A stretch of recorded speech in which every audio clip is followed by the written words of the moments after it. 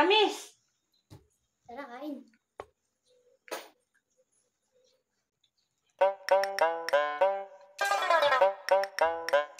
Sino kayo? Siya si 3D, mahal na prinsesa. At siya naman si... Wala akong pakialam. I don't care who they are. Ipatawag yung mga kawal, palayasin sila. Pero mahal na prinsesa. Walang pero, ministro. Umalis kayo dyan. Huwag niyong kinakain yung ubas ko.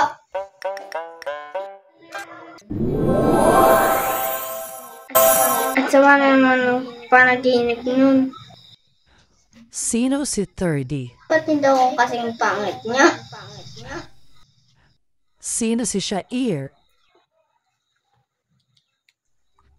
At sino si Ministro?